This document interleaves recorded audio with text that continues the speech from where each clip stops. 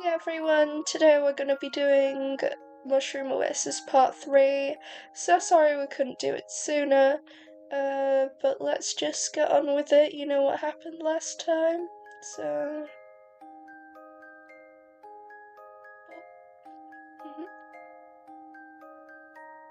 Okay, let's load our lesson. My mouth dropped open in shock. No parents? He shrugged and took another bite of toast. Not that I recall. What's that like? Living with so many people like you in such close proximity? Huh? That's how it works, right? You and the other humans living in one house. And you have this, dinner thing that makes you relate to the rest. That's what makes a family, right? Was he talking about DNA? His definition threw me off, but I had to answer somehow. No, just that. Family is... let's say the people you love and care about who love and care about you too. He seemed intrigued. Is that so? That does sound nice. Is there anyone that you love and care about? Of course I do, I have a family. Heck, I'd even call my cat family. Oh, right. Obviously. And this is the same for all families? I bit my lip, pondering the question. It would be naive to think that. A lot of families do love and take care of one another, but not everything's perfect. Sometimes that love can be misplaced or taken advantage of or even abused. Michael looked thoughtful. So it starts with love. I've read some stories about that. Love, I mean. Through certain feelings, though certain feelings don't make sense to me. At least from a reader's perspective. I guess you'd have to experience it for yourself to understand. He stared at me, unblinking for a moment. Yeah, you might be right. I never considered that. Then again, who would bother loving a monster like me, huh? No, Michael, you're not a monster. No. You're not a monster. Exactly. Michael, you're not a monster. I look like one, don't I? No! That's besides the point. You're not denying it, though. I'm just saying, it's okay. You don't have to lie to me. So, family. Right. To be fair, everyone's definition of family could be different. What about you? What's your definition of family? Michael looked surprised. I asked him that question. I don't know. I've never had one, and I think your answer just confused me more. Well, if you ever figure it out, let me know. Michael stared at the remaining crumbs on his plate before he nodded, avoiding my gaze. Sure. We both fell quiet, the lull in conversation blanketing us in a comfortable silence. All this family talk, it reminded me of the reason why I'm out here in the first place. To look for my beloved cat, a sight I might never be able to see again.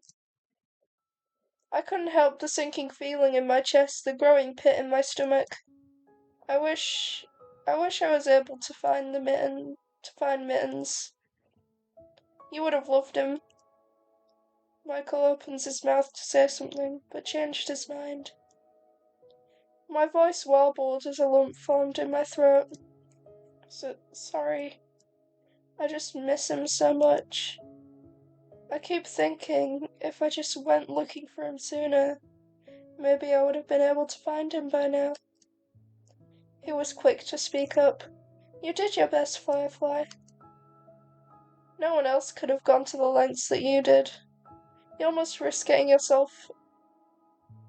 I'm sure wherever he is, he's doing okay. You really think so? I know so. His voice was laced with a confident assurance despite the worried look on his face. I nodded with a quiet sniff. I hope so. He's just important to me is all. Michael looked like he wanted to reach across the table for me, but sighed instead. Actually, I'm sorry, Nevy. I should tell you. Maybe I do have family. Now that I think about it. That was the surprise I mentioned before. Wait, really? He nodded. Are you done? I could take you to go meet them right now. I looked down at my plate. During the conversation, I didn't realise I'd finished the meal. Yeah, I'm done. His movements were quick, stacking our empty plates and mugs, setting them in the sink. He grasped my hand before I could say another word, pulling me up and heading outside with me in tow. As the door swung open, I could only see forest ahead. Before he took me along as he rounded the side of the cabin. Almost immediately, my peripherals were assaulted with greens on both sides. I figured he was the type to grow his own vegetables, but to see it in person was as confirmation was a whole different thing. With Michael leading the way, I only had a moment to take in the surrounding garden. He had marked the different plots with messy drawings on small wooden signs jutting out of the dirt. Carrots, lettuce, potatoes, trellises of tomatoes and beans. I wouldn't have been able to differentiate one plant to another without the signs. Even the chamomile from our tea just now grew abundant close by, the small buds swaying gently. I bumped into Michael as he suddenly stopped, the man looking over his shoulder to beam at me. We reached what looked like a fenced-off area with a bit of netting stretched all around. He stepped aside, watching me as my eyes widened. Chickens! Oh, they're so cute! Look at them! 3 fat, happy little hens strutted about like they owned the place. As he entered through the gate, the hens swarmed over in an instant at Michael's feet, circling him and pecking at his boots. Ladies, meet it, ladies, oh my god, I love them. Ladies, meet Nevy. Nevy, these are Marwa, Sansiu, and Primrose. Or as I like to call them, Mama, Sunny, and Resi. Aww. Look how cute! I love this. He ducked to pick one up, fluffing her feathers as he smiled. He gently scratched the hen's little head which I assumed was Rosie. She practically melted at his pampering, eyes sliding shut. The other 2 flapped their wings in a huff and went about their business once more. Michael leaned closer, beckoning me to pet Rosie. She was so soft! Rosie's the oldest. She doesn't lay eggs anymore, but I couldn't bring myself to, So I brought her some friends, words. Mama came first. Sonny's a more recent addition. What do you think? Do we make a good family? I laughed and nodded, watching as Rosie nuzzled into Michael's chest. I didn't expect chickens of all things. Were you expecting something else? I was expecting it to be someone else. Oh. No. When you look like me, people generally don't stick around. There's that negative self-talk again. You don't even look that bad. Yeah, he looks cute. His eyes flicked to mine, a look of pleasant surprise crossing his face. You really think so? Yeah? You can't be that naive, but Firefly. I mean it. He let out a polite scoff as he scratched Rosie's head absently. You genuinely believed people wouldn't run away at the sight of me? Well, I didn't. His smile turned smug, the corner of his lips lifting just a bit. Of course you didn't. Because you couldn't. Shoot. He wasn't wrong. I was pretty much paralyzed in his bed when we first met. But I still don't think you look that bad. Is that so? Describe me then. What? You heard me. Look at me and describe what you see. For a second I thought he was being condescending, but looking at his eyes, all I could see was a bit of playfulness. He looked at me expectantly, eyes shining. You're tall? Go on. You have blonde hair. He gave an amused squint, his left ear twitching. What else? You have green skin and a tail. He chuckled, though there was no malice in it. But that's not all, is it? He definitely expected to say it straight. Oh, fine. So you don't look human. So what? He hummed absently. As I was saying, animals generally don't care if you look like a monster. My heart twisted at his words. His passive nonchalance was somehow makes it even worse. Michael, you're not a tug at my shoelace caught my attention. A light brown hen stood at my feet, her beady eyes shining. Sunny flapped her wings almost expectantly. Aw, I think she liked you. Go ahead, pick her up, gently, like how I did with Rosie. I hesitantly but slowly lowered myself to cup Sunny by her wings. Lifting her up, she was quick to nestle herself until she was comfortably tucked under my arms. I could feel her wings wiggling as she nuzzled into my side. So cute. Michael's gaze softened as I cooed at the chicken, mimicking her small clucks. So, did it help? Cheering you up, I mean. Oh, so that's what this was.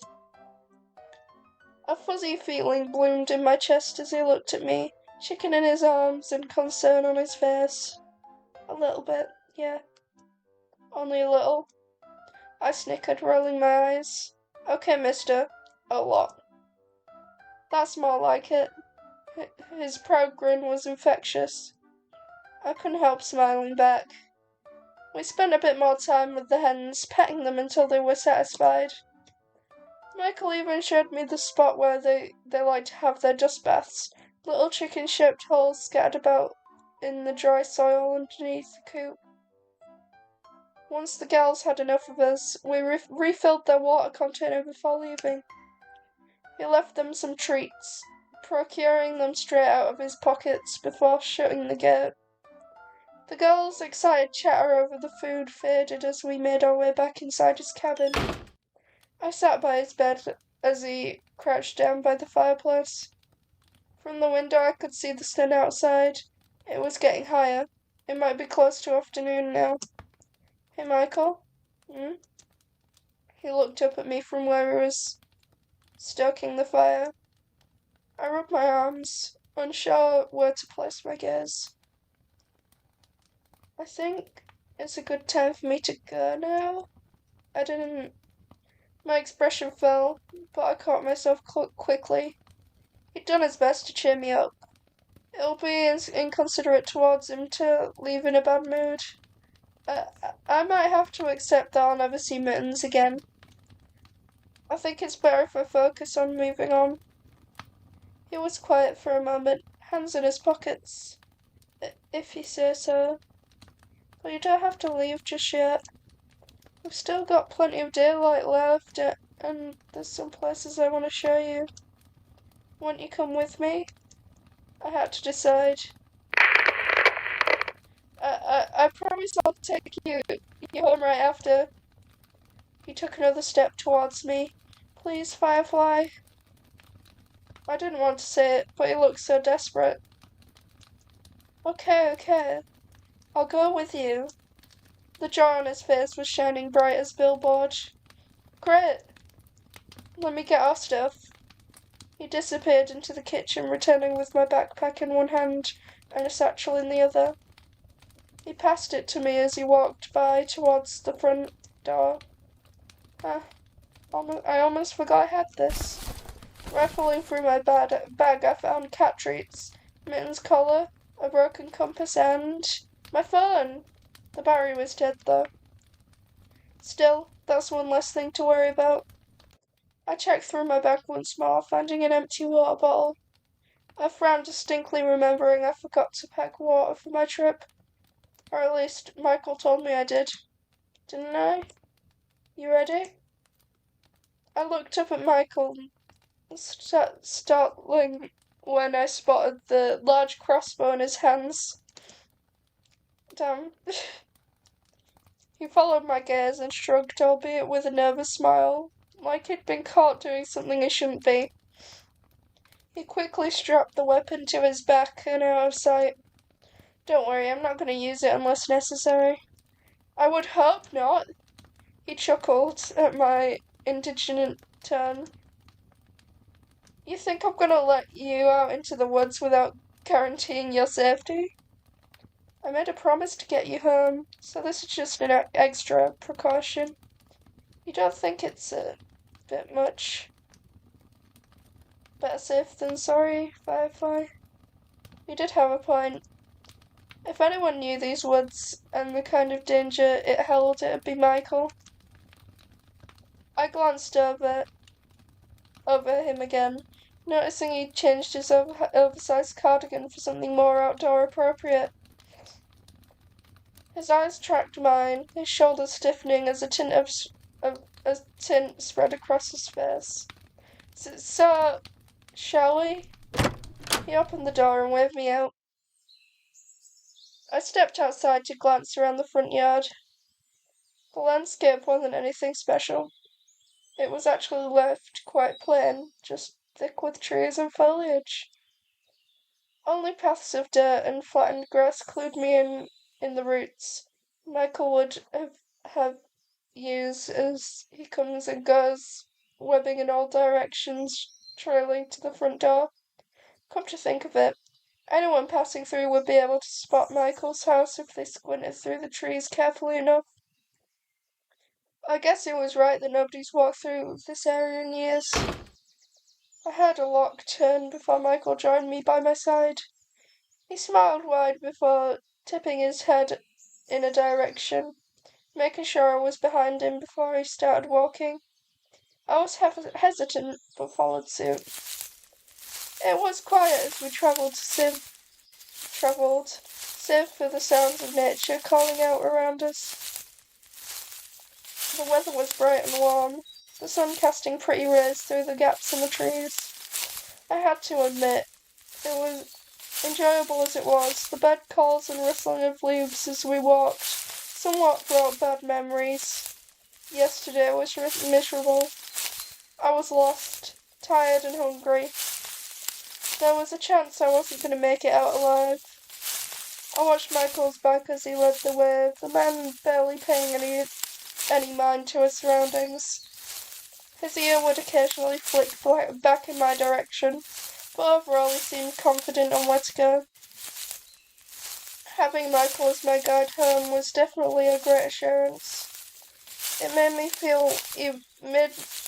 me even more grateful that he'd found me when he did.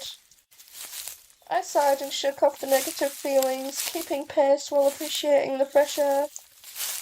I stepped up next to my companion, willing my voice to speak after plenty of silence. This is actually kind of nice. A good old nature walk. I coughed into my fist, feeling embarrassed. I don't go outside as often as I should. Michael smiled kindly. I'm glad I get to bring you then.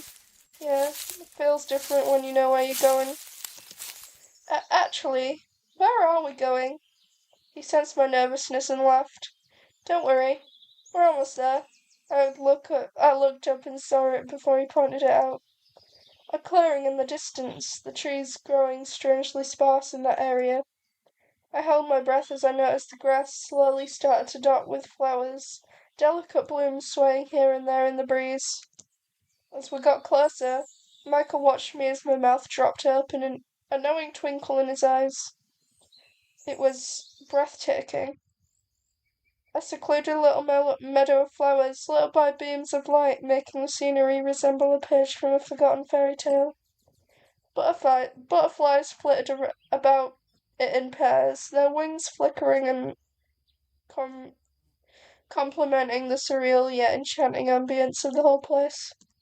Michael let me gawk some more before walking ahead, turning to face me before sitting down and relaxing on the grass. Okay, that is going to be the end of part 3. We will go on our little, I guess, date thing with Michael next time. I'll see you then. Bye bye, everyone.